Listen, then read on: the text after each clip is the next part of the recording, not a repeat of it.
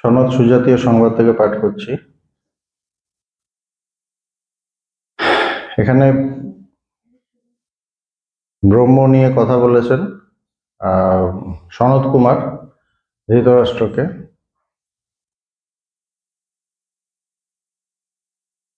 এরপর বলছেন, জ্ঞানযোগের দ্বারা আত্মদর্শনের কথা বলা হইয়াছে। সেই ব্রহ্মের স্বরূপ ও যোগীগণ তাহাকে কিরূপ অনুভব করিয়া থাকেন তাহাই বলা হইতেছে।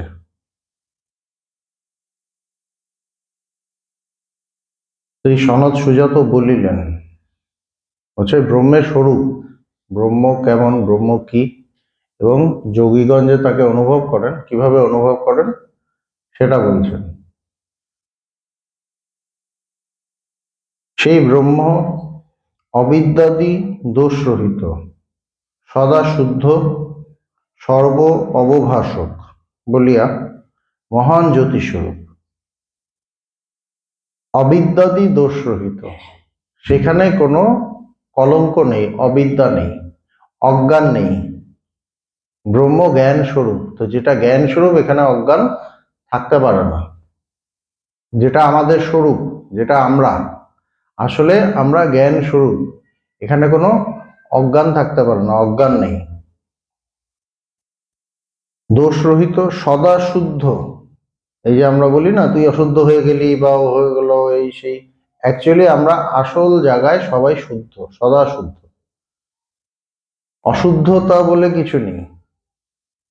যখন আমি সেই জ্ঞানে, চরম জ্ঞানে পৌঁছাই, তখন আমার কাছে সবই সেই ব্রহ্মস্বরূপ, ওখানে কোনো অশুদ্ধতা বলে কিছু নেই।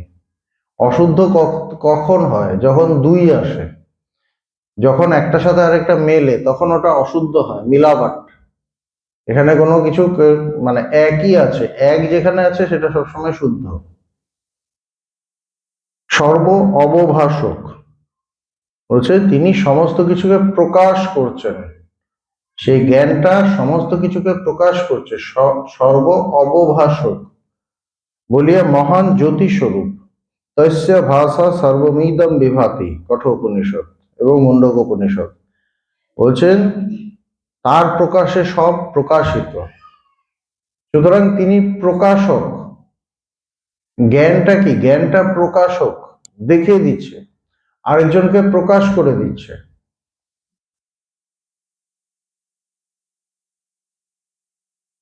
বলিয়া মহান জ্যোতি স্বরূপ, যেহেতু তিনি সবকিছুকে প্রকাশ করেন, তার মানে সেটা তিনি কিরকম হবেন? জ্যোতি স্বরূপ, জ্ঞান স্বরূপ, আলো স্বরূপ, সেরকমই হবেন। সদা প্রকাশমান মহাযশ, মহাযশ স্বরূপ, অর্থাৎ মহাকীর্তিমান। তস্য নাম মহৎ যশঃ, শ্বেতশতর উপনিষদ বলছে তিনি সদা প্রকাশমান, তার কোনো প্রকাশ কমে আসে না, কেননা তিনি অন্য কিছুর দ্বারা প্রকাশিত হচ্ছে না, তিনি স্বপ্রকাশ, অনন্ত ভাবে তিনি প্রকাশিত, এবং তাই তিনি মহান যশ, মহান কীর্তিমান। মহান কীর্তিমান কেন? সমস্ত কিছু তো আমরা, মানে আমরা যখনই যা কিছু করি, আমি কি বলি? আমি করেছি। যে কোনো আমি একটা ভালো কাজ করলাম বা খারাপ কাজ করলাম, আমি কি বলছি? এটা আমি করেছি, জানিস তো। তো সব জায়গায় কিন্তু আমিটাই কাজ করে। তা আমিটাই যখন কাজ করে, তখন তো কীর্তির অধিকারী সেই সেই আমি, আমি সব করে। সেই জন্য বলছে মহান যশঃ, মানে তিনি মহাকীর্তিমান, তারই যশ। আমি বললাম ওই লোকটা খুব বড়, কিন্তু লোকটা মানে কি? সেটা তো একটা আমি, সেটা তো একটা আমি, কিন্তু সে নিজেকে জানতে পারছে না। তো বলছে যে মহাযশ স্বরূপ, অর্থাৎ মহাকীর্তিমান। ইন্দ্রাদি দেবগণ কাম্য পূরণার্থ যাহার উপাসনা করিয়া থাকেন, তদ্দেবা জ্যোতিষাম জ্যোতিরায়ুর উপাসতে অমৃতম। ইন্দ্রাদি দেবগণ, দেবতারা, ইন্দ্র দেবতাদের রাজা, তারা কি করছেন? কাম্য পূরণার্থ যাহার উপাসনা করিয়া থাকেন। তিনি কামনা, তাদের যে অনেক কিছু কামনা চাহিদা আছে, এটা পূরণ করার জন্য যার উপাসনা করে থাকেন, তিনি সেই পরম ব্রহ্মই, তারই উপাসনা করেন। যাহার উপাসনা করিয়া থাকেন, যাহার তেজ দ্বারা সমৃদ্ধ হইয়া সূর্য প্রকাশিত হন। সাংঘাতিক কথা কিন্তু এগুলো। একটা হলো শুনে গেলাম, আর আরেকটা হলো ভাবলাম। শুনে গেলে একরকম, ভাবলে আরেক রকম, তাই না? একটা মিষ্টি দেখলাম, দেখলে একরকম, খেলে আরেক রকম। এরকম শুনে গেলে একরকম, শুনলাম হ্যাঁ আজকে ক্লাস হয়েছিল, হ্যাঁ স্বামীজি বসেছিলেন, শেষ। কি হয়েছে? আর হয়েছে, ভালো ভালো কথা হয়েছে, গেছিলাম, কৃষ্ণনাম হয়েছে, প্রসাদ খেয়েছি, ওটা একরকম। আর আরেকটা শুনে ভাবছি যে কথাগুলো যে হলো, এটা সনৎ কুমার বলছেন। তিনি কাকে বলছেন? ধৃতরাষ্ট্রকে বলছেন। ধৃতরাষ্ট্র একদম ভোগের মধ্যে নিমজ্জিত থাকার একটা লোক, হাজার রকম কামনা বাসনা, মৃত্যু ভয় সমস্ত কিছু নিয়ে তিনি আছেন। তাকে সেই চরম জ্ঞানের কথা বলছেন, এবং তার মধ্যে কি আছে? তার মধ্যে আছে যে সেখানে কি কি বলছেন? আমি ভাবছি। ভাবলে কিন্তু ভেতর অন্যরকম হয়। আমার কাজ হলো ভেতরটাকে চেঞ্জ করা। ভেতরটা যদি চেঞ্জ করতে হয়, আমাকে ভাবতে হবে, প্রত্যেকটা কথা নিয়ে, প্রত্যেকটা শব্দ নিয়ে ভীষণভাবে ভাবতে হবে। তো কি বলছেন? ইয়েনা সূর্য তপতি তেজ সিদ্ধ, মহানারায়ণ উপনিষদে বলছেন যে যাহার তেজ দ্বারা সমৃদ্ধ হইয়া সূর্য প্রকাশিত হন। তার মানে সূর্য যে প্রকাশিত হচ্ছে, সেটা সূর্যের তেজ না, তারই তেজ,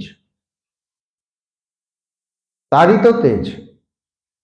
সূর্যের নিজস্ব আলো আছে? বলছে না, নেই। তার আলোয় আলোকিত হয়ে সূর্য আলোকিত হচ্ছে, সূর্য আলো দিচ্ছে, তাই তো? কেন বললাম? কেন বললাম?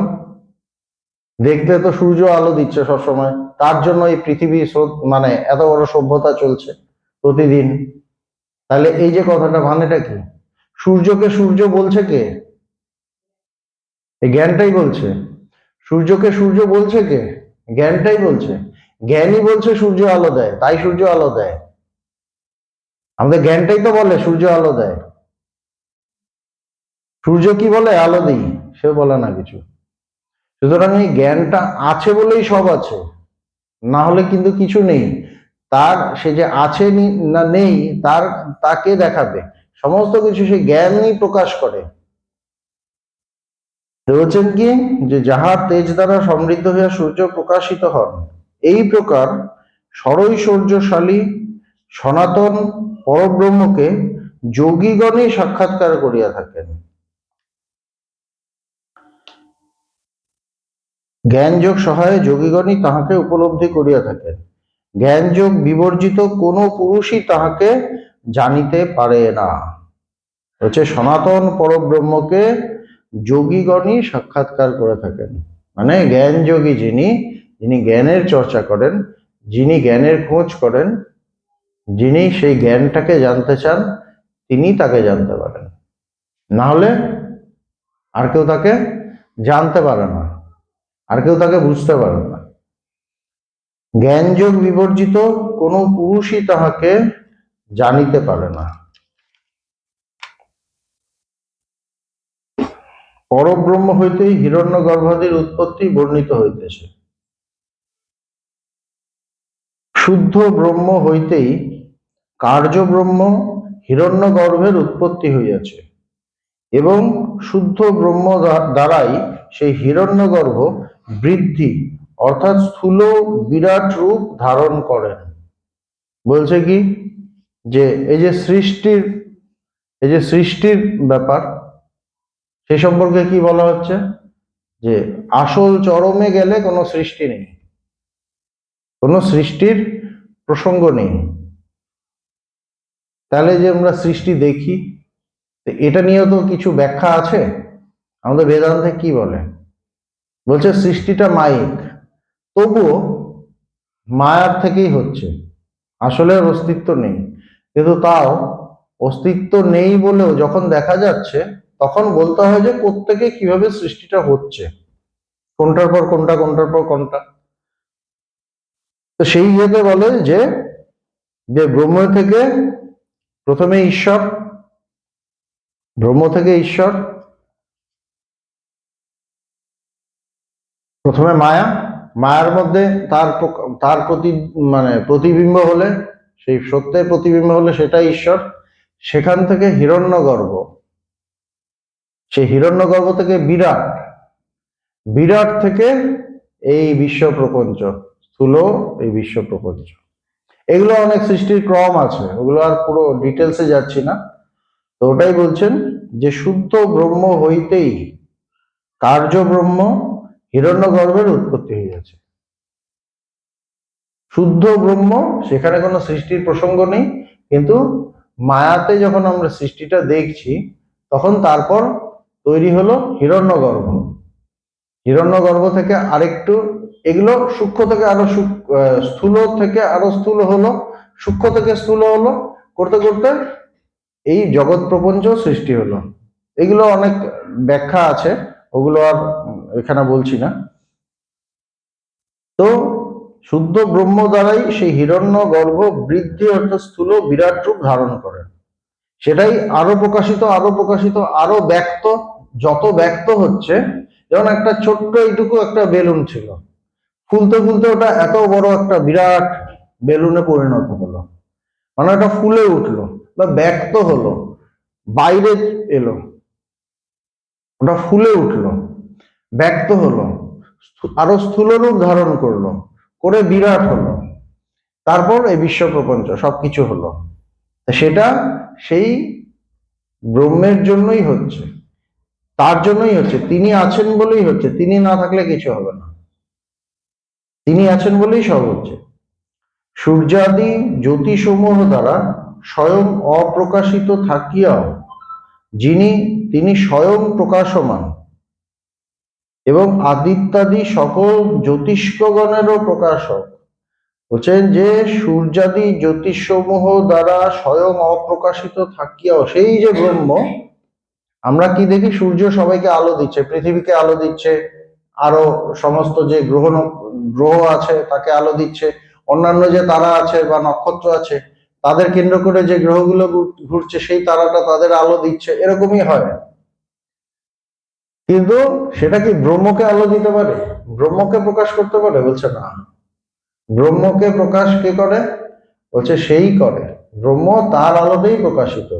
এবং সূর্য নামক বা এরকম যারা, যে তারা যারা আলো দিচ্ছে, সেই আলোর দ্বারা সেটা অপ্রকাশিত থাকে, সেটাকে প্রকাশ করতে পারে না। সূর্যাদি জ্যোতিষসমূহ দ্বারা স্বয়ং অপ্রকাশিত থাকিয়াও তিনি স্বয়ং প্রকাশমান এবং আদিত্যাদি সকল জ্যোতিষ্কগণেরও প্রকাশক। তিনি প্রকাশিত এবং আদিত্য, এরকম আরো কিছু জ্যোতি মানে তারা আছে, তাদেরও তিনি প্রকাশ করছেন। যোগীগণই জ্ঞানযোগ সহায়ে সেই সনাতন পরব্রহ্মকে সাক্ষাৎকার করিয়া থাকেন। বলছেন যে সেই ব্রহ্ম যাকে সূর্য আলো দিতে পারছে না, আদিত্যরাও আলো দিতে পারছে না, তাকে প্রকাশ কে করছে বা তাকে চিনতে পারছে কে, তাকে বুঝতে পারছে কে, অনুভব করছে কে? বলছে যোগীগণ। যোগী বলে যারা তাকে জানতে চাইছে, জ্ঞান যোগী, তারাই, তাদের কাছে সেই ব্রহ্ম প্রকাশিত হয়ে যায়। কিভাবে প্রকাশিত হন? তার সিস্টেম আছে, গুরুর কাছে যাও, শ্রবণ মনন নিদিধ্যাসন করতে করতে তারা তাকে জানতে পারবেন। স্বয়ং প্রকাশবান তাহাকে যোগীগণই সাক্ষাৎকার করিয়া থাকেন, জ্ঞান মার্গী ভিন্ন অপরে নহে, অন্য কেউ পারে না। দেশকালাদি পরিচ্ছেদ রহিত সেই পূর্ণ আত্মা হইতেই পূর্ণরূপ জীব উৎপন্ন হইয়াছে।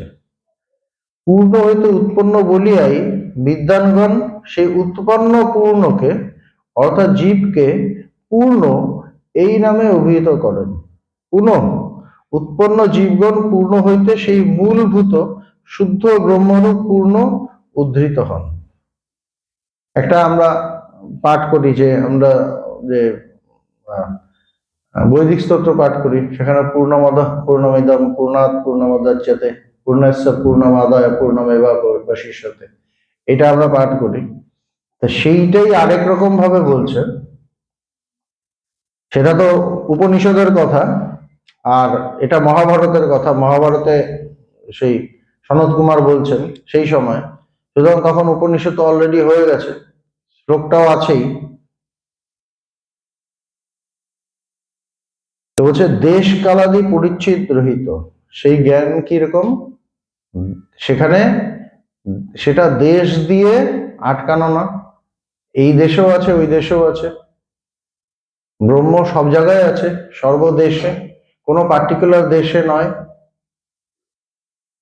কোনো পার্টিকুলার জায়গাতে নয়, কোনো পার্টিকুলার আশ্রমে না, কোনো মন্দিরে না, কোনো তীর্থে না, কোনো ব্রাহ্মণের বাড়িতে না, সব জায়গায়। সুতরাং দেশ দ্বারা তিনি পরিচ্ছেদ, মানে দেশ দিয়ে তাকে আটকানো যায় না, ধরা যায় না, কাল দিয়ে তাকে ধরা যায় না। দেশ কালাদি পরিচ্ছেদ রহিত, কাল দিয়েও সে কালেরও পারে, দেশাতীত এবং কালাতীত সেই সত্য। সেই পূর্ণ আত্মা হইতেই, সেই আত্মা কিরকম পূর্ণ, তিনি পূর্ণ স্বরূপ, কেননা সেখানে কোনো অপূর্ণতা নেই, সেখানে কোনো অভাব নেই, সেখানে কোনো অপূর্ণতা নেই, একদম পূর্ণ। সে আত্মা থেকে পূর্ণরূপ জীব উৎপন্ন হইয়াছে, ওখানেই জীব দেখা যায়। উৎপন্ন বলতে আসলে তো উৎপন্ন কিছুই হয়নি, এক ব্রহ্মই আছে, কিন্তু জগৎটা দেখা যাচ্ছে। তো যেটা দেখা যাচ্ছে সেটা কি অপূর্ণ? সেটাও পূর্ণ, কেননা ওখানে যা দেখা যাবে সেটা তো পূর্ণই হবে, ওটার মধ্যে যা দেখা যাবে সেটা তো পূর্ণই হবে। জলের মধ্যে সমুদ্রের যে জল, সেখানে ঢেউ দেখা যাচ্ছে, ফেনা বুদবুদ কত কিছু দেখা যাচ্ছে, তো সেটা তো জলটাই। জলের মধ্যে, অনন্ত জলের মধ্যে যেটা দেখা যাচ্ছে ঢেউ ঢেউ, সেটা কি জল ছাড়া আলাদা? সেটা জলই। সুতরাং এই ব্রহ্মে যে জগৎ দেখা যাচ্ছে অজ্ঞানীদের কাছে, আসলে কি ওটাও সেই ব্রহ্মই। তো ব্রহ্ম যদি পূর্ণ হয়, এই যে জগৎ দেখা যাচ্ছে সেটাও পূর্ণ, এটা অপূর্ণ হতে পারে না। বিশ্ব ব্রহ্মাণ্ড যা কিছু আছে, তো বলছেন যে পূর্ণ হইতে উৎপন্ন বলিয়াই বিদ্বানগণ সেই উৎপন্ন পূর্ণকে অর্থাৎ জীবকে পূর্ণ এই নামে অভিহিত করেন। পূর্ণ থেকে উৎপন্ন বলে জীবও পূর্ণ, বিদ্বানরা তাই বলে। তো এই শ্লোকটা ব্যাখ্যা করছে পূর্ণমদ পূর্ণমিদম, পূর্ণমদ অর্থাৎ তৎ শব্দবাচ্য জগৎ কারণ ব্রহ্ম, পূর্ণম অদ মানে তাকে দেখাচ্ছে, এটা ওটা পূর্ণ। ওটা পূর্ণ বলতে কি বোঝা যাচ্ছে? ওটা পূর্ণ বলতে বোঝা যাচ্ছে এই জগতের যে কারণ, যেখান থেকে জগৎ হলো, মানে এই বিশ্ব ব্রহ্মাণ্ডের যেখান থেকে উৎপত্তি, সেই ব্রহ্ম, পরব্রহ্ম, সেটা কি পূর্ণই, জগৎ কারণ। তৎ শব্দবাচ্য জগৎ কারণ ব্রহ্ম, পূর্ণমিদম অর্থাৎ ত্বম পদ নির্দিষ্ট প্রত্যগাত্মা স্বরূপ, পূর্ণম ইদম, এটাও পূর্ণ। এটা পূর্ণ বলতে কি, ওখান থেকে এই যে আমরা এসেছি, আমাদের মধ্যে যে একটা আমি আছে, আমি আমি করি, বলছে এই আমিটা কি, এটাও পূর্ণ, এটাও পূর্ণ, ওটাও পূর্ণ। জগৎকে যে সৃষ্টি করেছে, যেখান থেকে জগৎ সৃষ্টি হয়েছে বা যেখানে জগৎ দেখা যাচ্ছে, সেটা যেরকম পূর্ণ, পরমাত্মা পরব্রহ্ম। আবার আমরা যে জীব, আমাদের মধ্যে জীবত্ব আছে, সেখানে একটা আমি আছে, এই আমিটাও পূর্ণ, দুটোই পূর্ণ। জীব ও ঈশ্বর রূপ অনবচ্ছিন্ন, এই উভয় পূর্ণ। অনবচ্ছিন্ন পূর্ণ হইতে জীব ও ঈশ্বর পূর্ণই উদ্ধৃত হইয়া থাকে, অতএব এই উভয় পূর্ণ। সেই পূর্ণ থেকে, সেই পরব্রহ্ম থেকে একদিকে ঈশ্বর, এই মায়াতে অধিষ্ঠিত যে ব্রহ্ম, মায়াতে যে ব্রহ্মের প্রতিবিম্ব করছে তাকে ঈশ্বর বলছে, সুতরাং সেখানে যে ঈশ্বর বলে দেখা যাচ্ছে সেই পূর্ণ। আবার ক্ষুদ্র ক্ষুদ্র আমাদের যে আমি আছে, সেটাকে আমরা জীব বলছি, সেটাও পূর্ণ।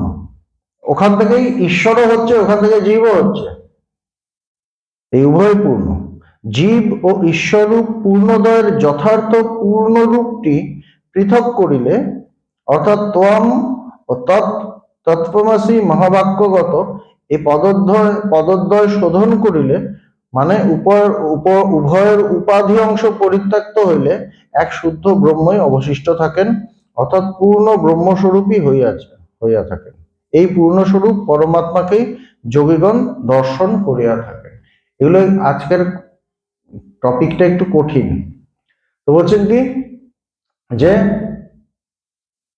ঈশ্বর মায়া যখন উপাধি, মায়া উপাধিতে যখন ব্রহ্ম প্রতিবিম্বিত হচ্ছেন তাকে বলছে ঈশ্বর। আর আমাদের যে ছোট ছোট ক্ষুদ্র বেষ্টি অজ্ঞান, এই আমাদের যে অজ্ঞান, এটার মধ্যে যখন ব্রহ্ম প্রতিবিম্বিত হচ্ছে তাকে বলছে জীব। একই ব্রহ্ম দুই জায়গায় প্রতিবিম্বিত। একটা হলো বিরাট উপরে সূর্য, একটা বিরাট জায়গা, বিরাট একটা পাত্র, তার মধ্যে জল আছে, সেখানে সূর্যটাকে বিরাট দেখা যাচ্ছে, বিশাল সাইজ। আবার তার মধ্যে ছোট ছোট ওই কলসির মতো ডোবানো আছে, সেখানে আবার ছোট্ট ছোট্ট দেখা যাচ্ছে, সূর্য দেখা যাচ্ছে। তা এই বিরাটটার মধ্যে যেরকম বিরাট একটা সূর্য দেখা যাচ্ছে, সেটাও প্রতিবিম্ব। আবার ছোট্ট ছোট্ট কলসি, ছোট্ট ছোট্ট এইটুকু হাড়ির মতো, ওটার মধ্যে জল আছে, ওটার মধ্যেও সূর্য দেখা যাচ্ছে এইটুকু এইটুকু। সবগুলোই সূর্যের মতোই, আলো দিচ্ছে, ওখান থেকেও আলো বেরোচ্ছে, এটাও প্রতিবিম্ব। দুটোই প্রতিবিম্ব। আসল সূর্য উপরে, ভগবান বলছে না ওপরে সত্য সূর্য, ওরকমই। তো বড় হাড়ি ভেঙে দিলেও যেরকম এক সত্য সূর্য থাকে, ছোট হাড়ি ভেঙে দিলেও একটাই সূর্য থাকে, সূর্য দুই হয় না। সেরকম ভাবেই উপাধি যখন সরিয়ে দিলাম, ঈশ্বরের উপাধি কি? এই মায়া। আর জীবের উপাধি কি? এই অজ্ঞান। দুটোই যখন সরিয়ে দিলাম, তখনই এক শুদ্ধ ব্রহ্মই বর্তমান থাকলো। দুটো উপাধি সরিয়ে দিলেই এক শুদ্ধ ব্রহ্মই থাকলো।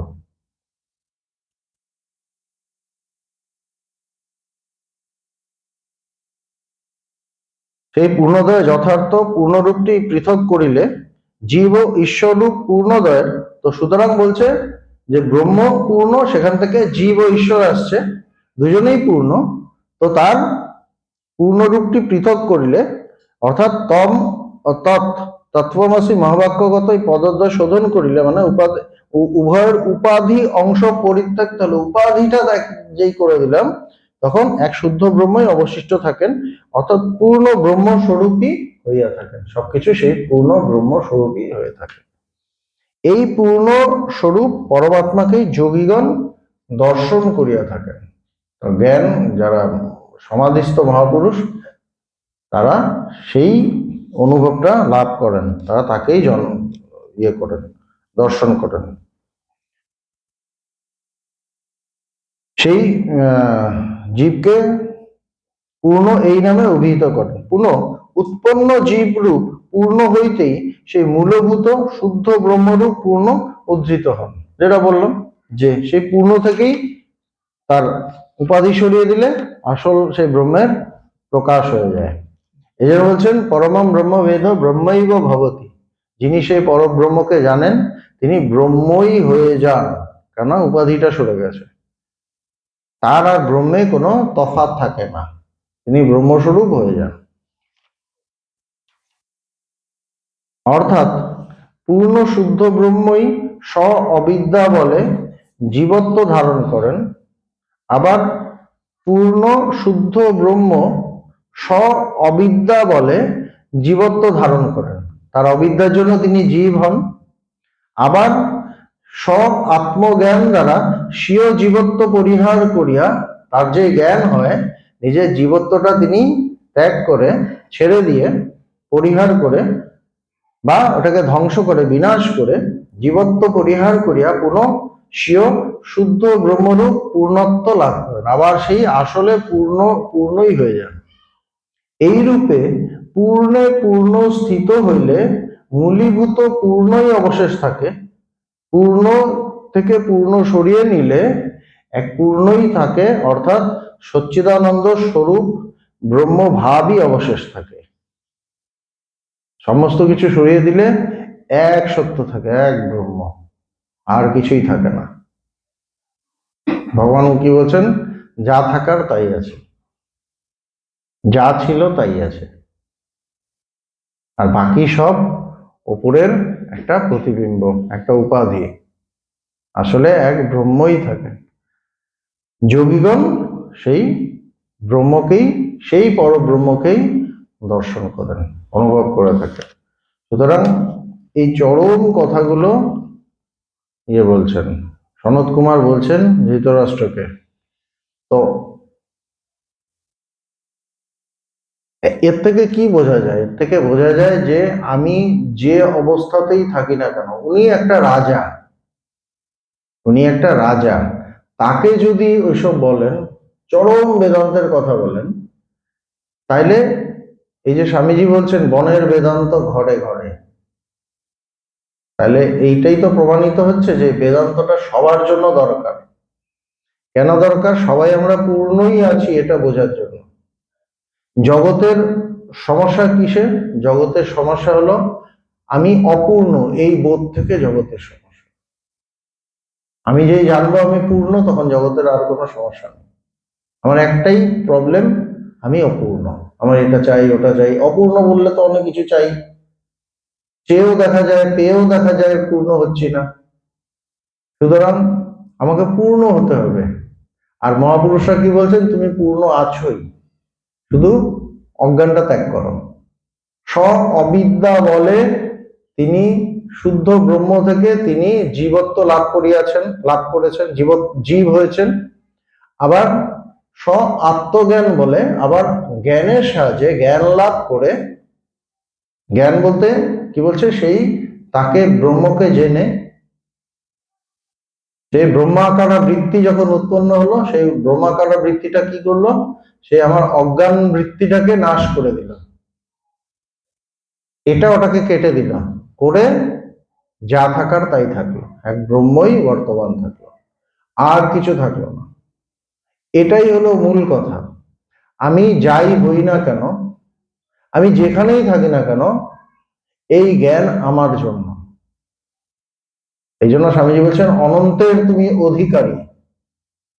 কিন্তু আমি এই অধিকারীটা দাবি করি না, আমি অন্য কিছু অধিকার দাবি করি প্রতি মুহূর্তে। সব অন্য কিছুর জন্য আন্দোলন করি, আমার টাকা বাড়াও, আমার এই বাড়াও, এটা ঠিক আছে তার জায়গায়, কিন্তু আসলে আমি একদম রাজা, আমরা সবাই রাজা। এই অনুভব আসতে হবে। যদি নিজের জীবনের সমস্যা সমাধান করতে হয় আসল ভাবে, তাহলে এই অনুভবে প্রতিষ্ঠিত হতে হবে, তাহলেই দেখবো আমার আর কোনো সমস্যা নেই।